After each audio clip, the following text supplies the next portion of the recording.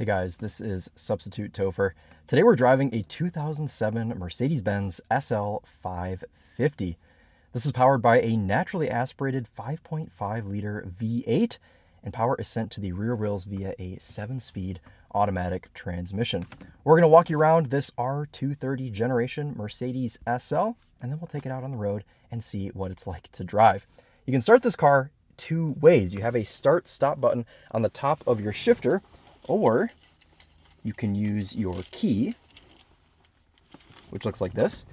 You can stick it in the ignition and turn it like a normal car, but I think we'll use the shifter today because it's super cool.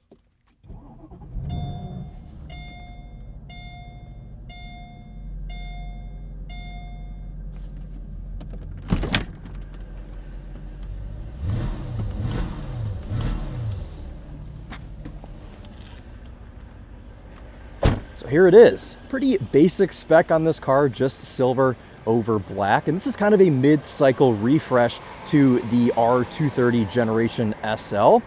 Started as the SL500 and then in 06 got a bit of a facelift. Engine got bumped from 5 liters to 5.5 liters, and thus the SL550 was born. I've always loved these, and this is kind of the SL of my childhood. I grew up knowing this car as the SL, seeing them when I would travel to Chicago or LA, and there's something so elegant about this generation. It really represents, also, as you guys know, my favorite sort of 04 rich philosophy. I'm excited to show you guys what this thing is like to drive. Of course, this has a folding hardtop, and we'll put that down in just a sec, but I want to show you guys the engine bay of this SL.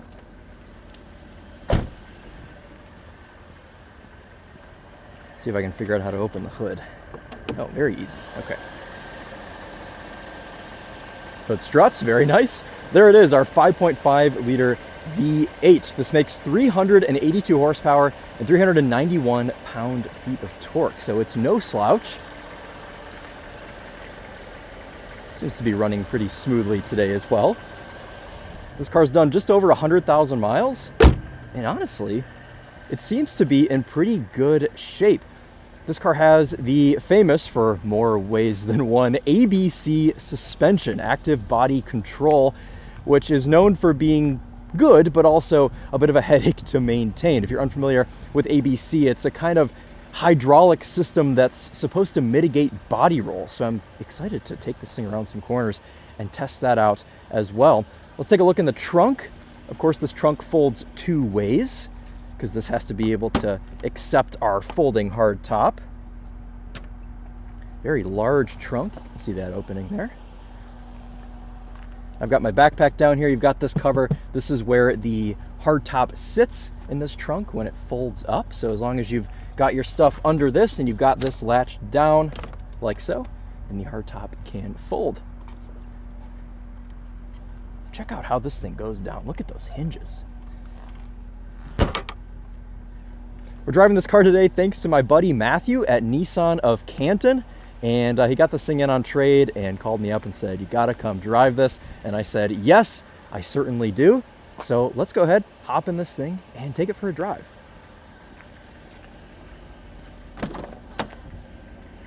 Lots of very good wood trim on the interior of this thing. This was such a cool era for car interiors, and we don't really get steering wheels like this anymore that have just solid bits of wood on top and bottom. We've got our wood trim on the side here. Of course, seat controls like any other Mercedes. We have heated, cooled, and I believe massaging seats in this R230. 3 memory settings and a switch for our trunk here as well. Seats are in pretty good shape. This is, of course, a 2-seater.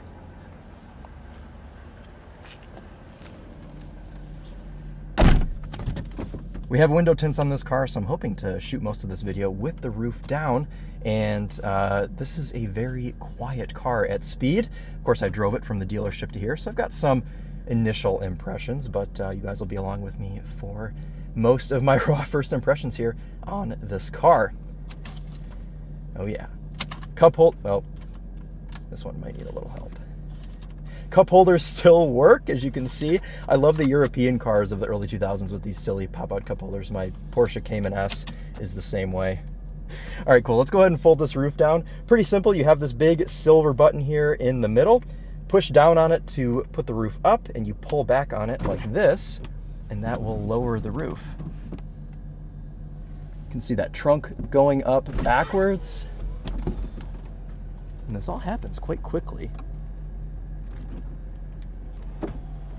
All in about 15, 20 seconds.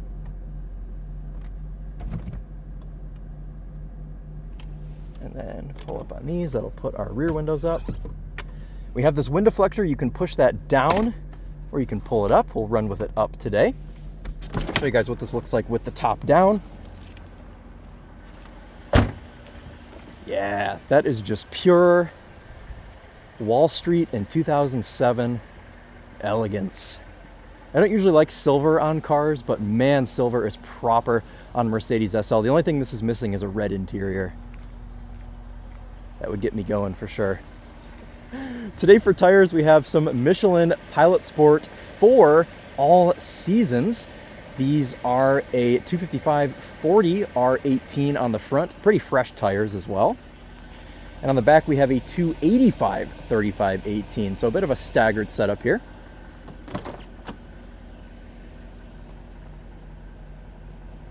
Love this interior.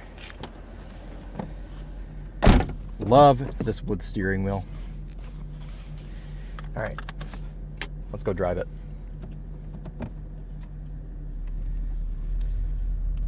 Pretty regular, conventional shifter here.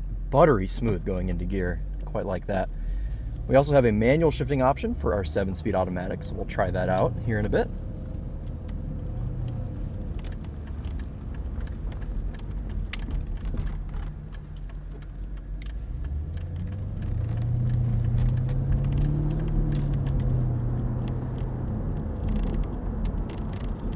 Got a couple of rattles with that roof down. You can hear, you know, some typical Mercedes back and forth motion. My ML55 was the same way. There was never a quiet moment in that car.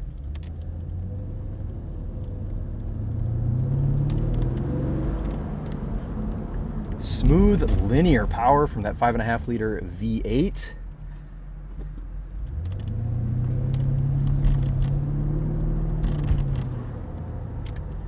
Turn signal stalk is a little bit low down.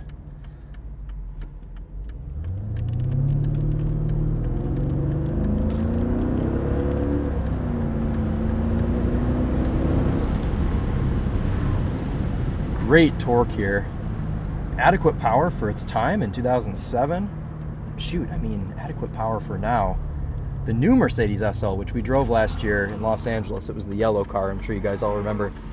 That car was so fast that it was almost terrifying, but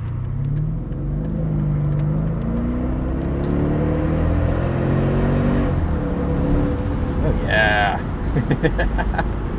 Makes a good sound too. This would be good with like a mild catback exhaust or something.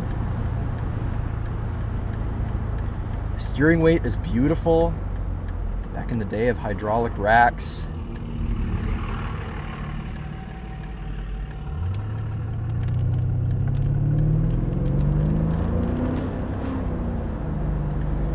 And for having almost 113,000 miles, I mean, this thing feels dialed. This 7-speed automatic is shifting like absolute butter. Had no real missteps yet with this car today. Do lots of knocking there. Let's see how it goes around a corner.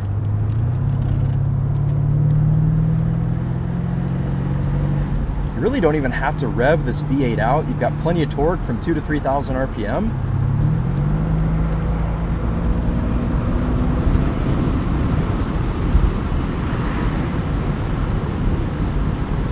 "70 miles an hour. You guys can still hear me talk thanks to that wind deflector back there, and yeah, that's how you know a convertible is well engineered. We have a sport button for our ABC. Let's go ahead and activate that. Actually, I don't know if that did anything. We may have to come to a stop. Oh my goodness. Oh, somebody has appeared to ditch a stolen Hellcat in the ditch. Get it? Ditched it in a ditch. Interesting, okay. I want to figure out how to use this ABC Sport mode. I imagine there will be some sort of indication on the cluster when it activates, but around a corner, I mean, it corners flat. You guys saw no drama there. A little bit limited by the all-season tires. We're starting to push a little bit there towards the end. Oh, we are in ABC Sport. We have a little light here on the actual button itself. Okay, that makes sense. All right, let's actually take it out of Sport, because this is a bit of a rough section here. Test our ride quality. Oh my gosh, you guys, the ride is honestly is beautiful on this thing. All right. Let's turn off our traction control and see how this SL550 gets off the line. We'll be nice to it and we'll kind of roll into it and see what it's got.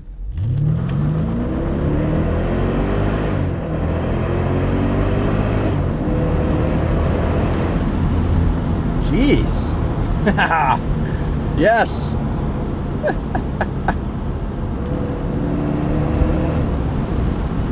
Malfunction, ABC.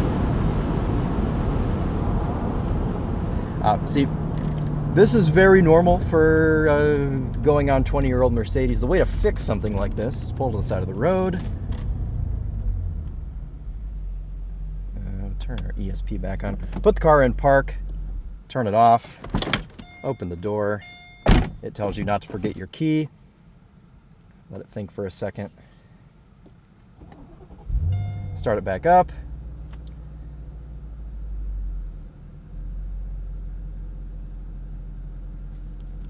And yeah, we're fine.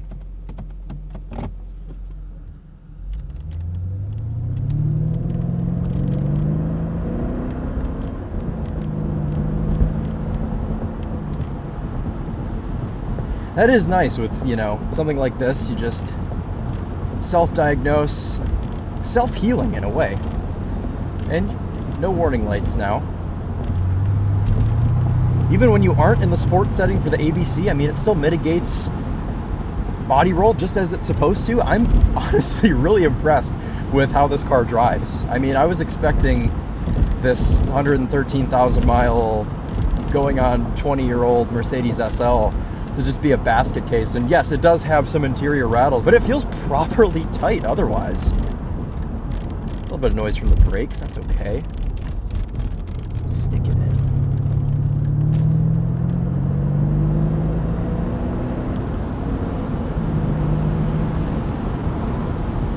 Let's try out our manual shifting. Man, that is aggressive. Will it give me second? Ooh, it will, wow.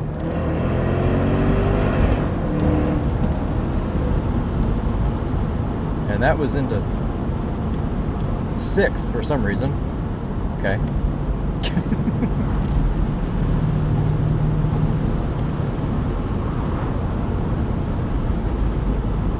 Yeah.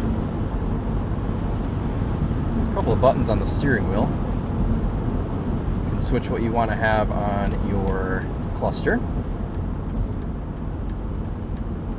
You can hang up or dial a phone call.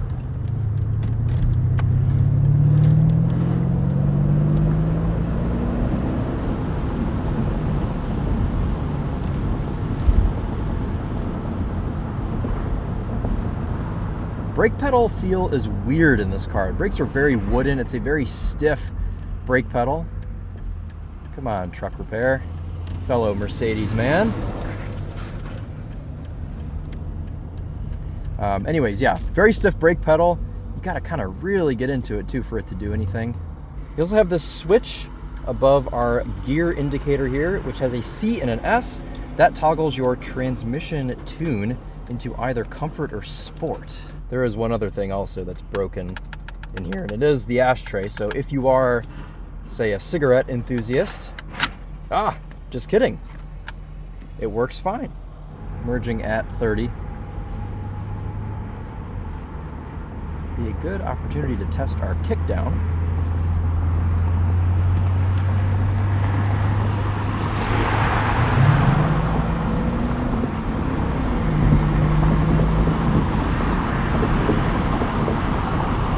Very clever cruise control on here. It's a stalk above the turn signal. Press on it once, that's it. Very nice. Mercedes did this for a while, and it's just really a nice solution. Turn it off, tap the brakes, that's it.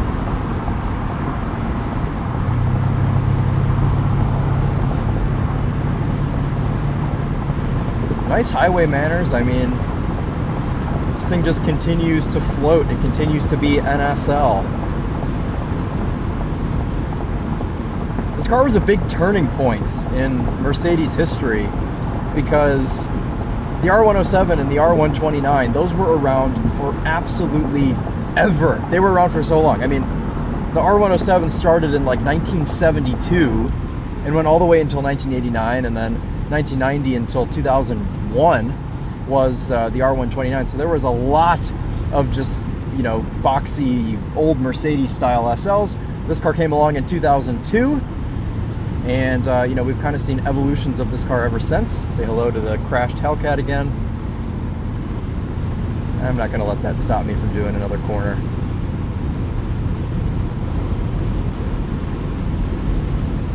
It's definitely a turning point in Mercedes history. Let's go back into ABC Sport.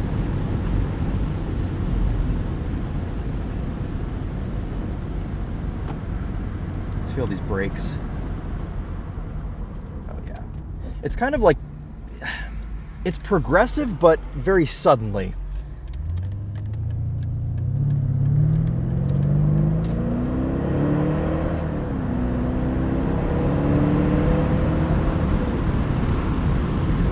This car is a treat. I really, really like this.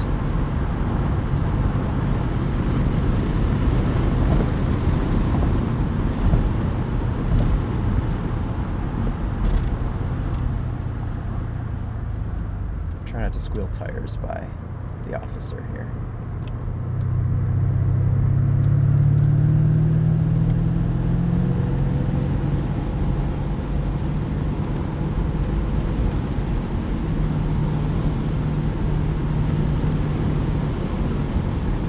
As I'm sure you guys have noticed, this car does have an aftermarket head unit, and we'll pull off up here, put the roof up, give you some roof up driving impressions, and we'll do a sound system test with this Bose sound system. This was kind of a weird era for cars as far as playing your own music went, because most of these cars only had CD players. We were out of the era of cassette tapes, and we weren't quite yet to the era of aux inputs. So usually you just have to put a new head unit in cars of this era, and that solves most of your issues. We'll pull off up here, put the roof up. And the steering is beautifully weighted. It's a Chrysler Crossfire, close sibling of this car, funny enough. All right, let's park up, and we will now push down on our our quite large silver switch, and that will bring the roof up. Here it comes. You guys remember that Vine of that little girl that was in the convertible with the roof going up and she was terrified? Okay, roof is up. Let's go ahead and play a song for you guys, and you guys know what song it's going to be. Pretty simple, just like Sony head unit in this thing.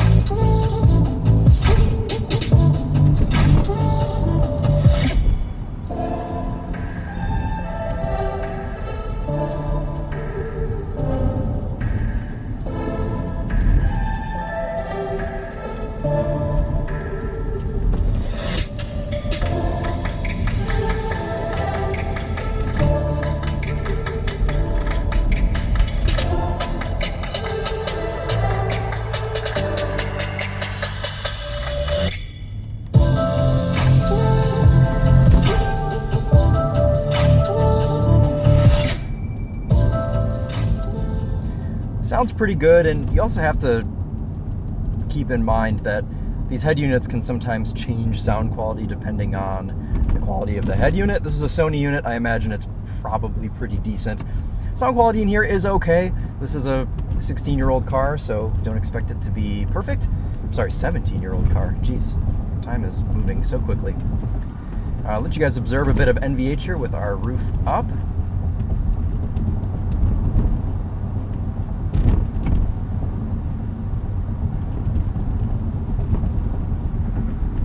Still have quite a few rattles, but I mean, it's a 17? It's a 17-year-old convertible. It's gonna have some rattles. Honestly, this car does feel pretty well put together as far as everything that you touch. And like I said earlier, overall, I'm pretty impressed with this car. It feels very nice still, despite the fact that it has 113,000 miles on it. So be careful if you want to buy one of these. Obviously, you know, electrical issues, very prone to that. Easy to sort of get rid of if you're in an area where you can pull over, turn the car off, and then turn it back on. Could be annoying if you are, say, on the highway or something like that.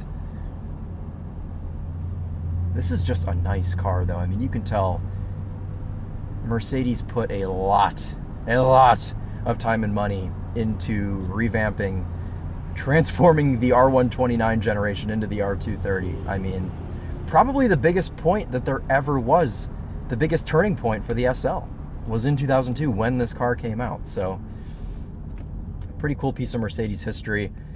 I'm a huge fan. You guys know that this is such a me car. I love cars like this. Would I own this car? I don't think I would. In fact, I was offered to own this car, and I turned it down. So even I have enough self-control to not buy this car. Would I buy an example with like 30,000 miles? Maybe I would.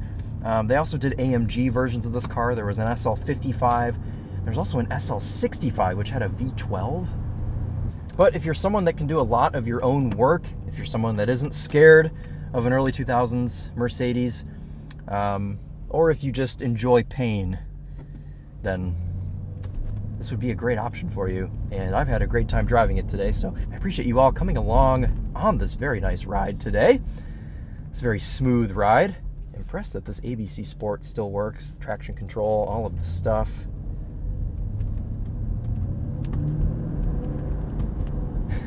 With these tints, with the roof up, it's just...